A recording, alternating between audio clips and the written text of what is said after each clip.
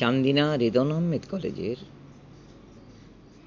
রসায়ন বিজ্ঞান সম্মান দ্বিতীয় বর্ষের শিক্ষার্থীরা, তোমাদেরকে অনলাইন ক্লাসে আমি শুভেচ্ছা জানাচ্ছি।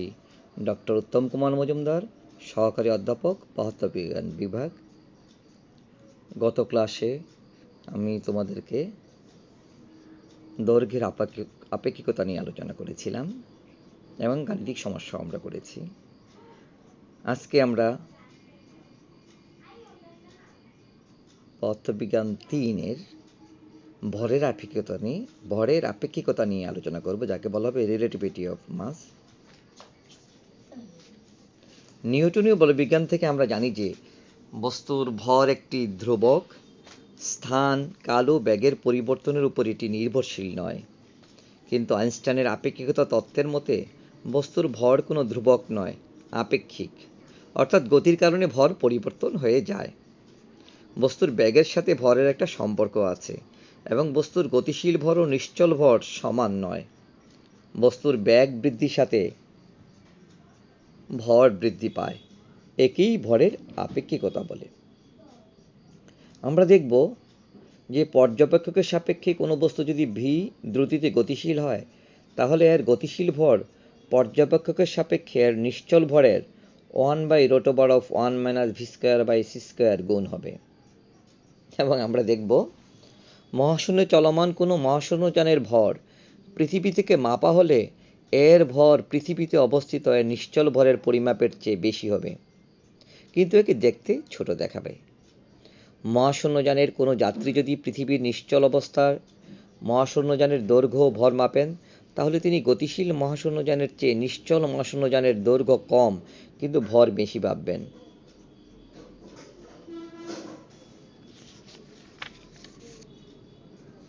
এবার আমরা প্রতিপাদনে যাচ্ছি।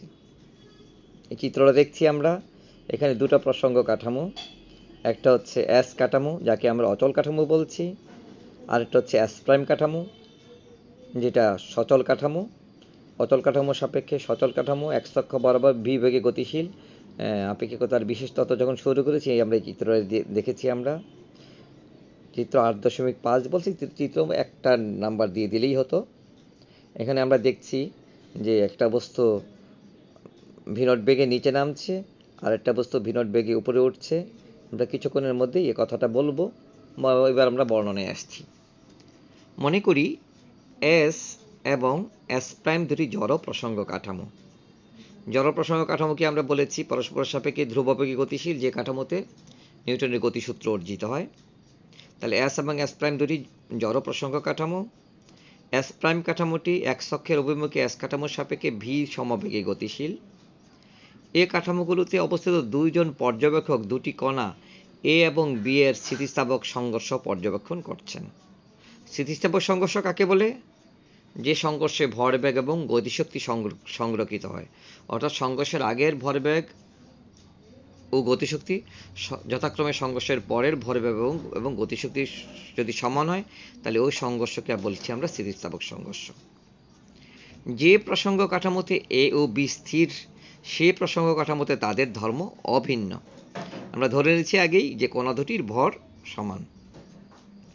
মনে করি সংঘর্ষের পূর্বে এ কণাটি এস কাঠামোতে এবং বি কণাটি এস প্রাইম কাঠামোতে স্থির রয়েছে। আমরা চিত্রে কিন্তু এ বি বলিনি, উপরটাকে এ, নিচেরটাকে এ এবং উপরেরটাকে আমরা বি বলবো। একই মুহূর্তে কণাটিকে ভি বেগে প্লাস ওয়াই অক্ষের দিকে, অর্থাৎ উপরের দিকে ওয়াই অক্ষটা হচ্ছে প্লাস, নিচের দিকে ওয়াই অক্ষ হবে মাইনাস। ঠিক তেমনি প্রাইম অক্ষটা এরকমই হবে। বি কণাটি ভি প্রাইম বি বেগে মাইনাস ওয়াই প্রাইম অক্ষের দিকে নিক্ষেপ করা হলো। এখানে ভি এর সমান ভি বি প্রাইম। সুতরাং এস কাঠামো থেকে দেখা এ এর ধর্ম এবং এস প্রাইম কাঠামো থেকে দেখা বি এর ধর্ম সম্পূর্ণভাবে অভিন্ন হবে, একই কিন্তু হবে।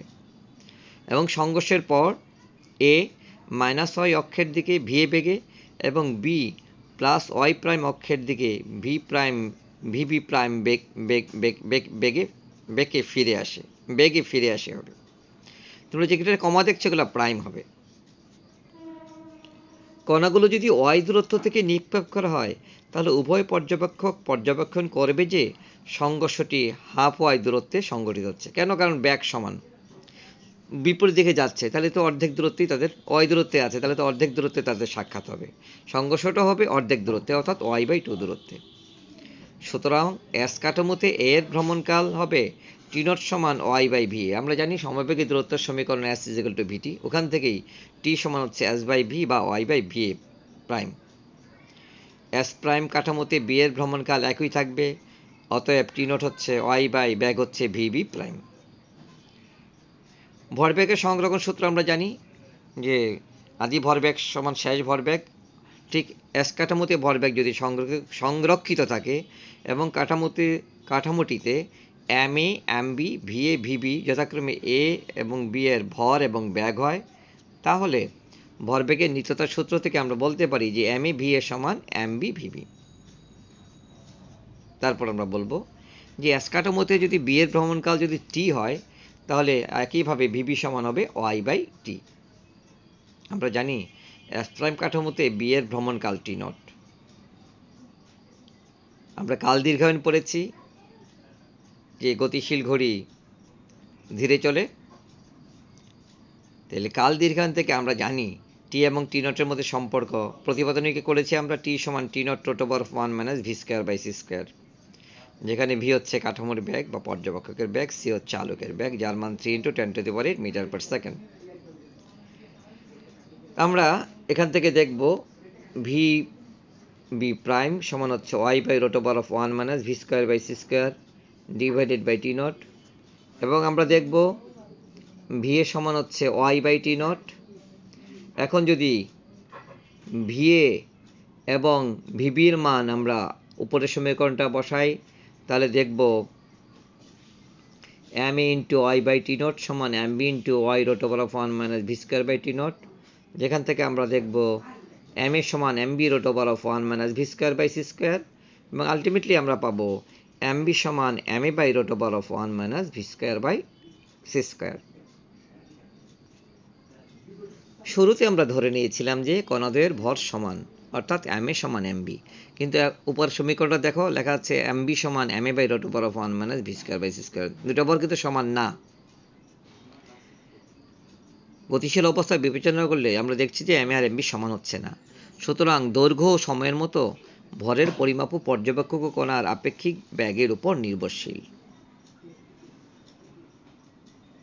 এবং উপরোক্ত উদাহরণে আমরা দেখেছি এ ও বি উভয়ই এস কাঠামোতে গতিশীল।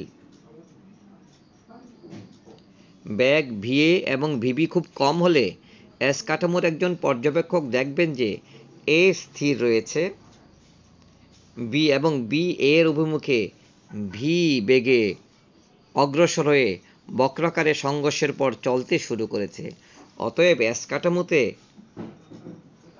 এম এ সমান m0 সমান হচ্ছে কার ভর, কণাটির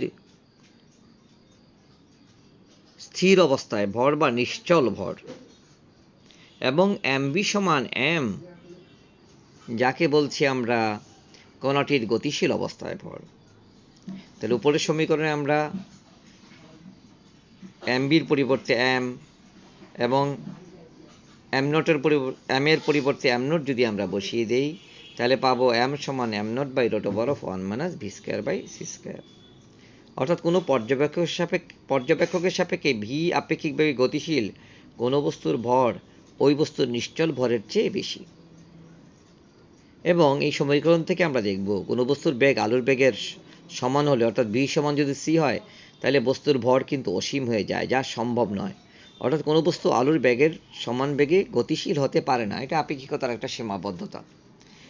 হ্যাঁ, আলোকের বেগের চেয়ে বেশি বেগে গতিশীল কোনো বস্তুর আমরা অস্তিত্ব চিন্তাই করতে পারি না। এবং আমরা আরও দেখব বস্তুর দ্রুতি আলোর দ্রুতি যত কাছাকাছি পৌঁছাতে থাকে এর ভর তত তাৎপর্যপূর্ণভাবে বৃদ্ধি পেতে থাকে। এবং হিসাব করে দেখা গেছে বস্তুর দ্রুতি যখন আলোর দ্রুতির 1/1 হয়, অর্থাৎ 10/1c বা 0.1c হয়, তখন এর ভর বৃদ্ধি মাত্র শতকরা 0.5।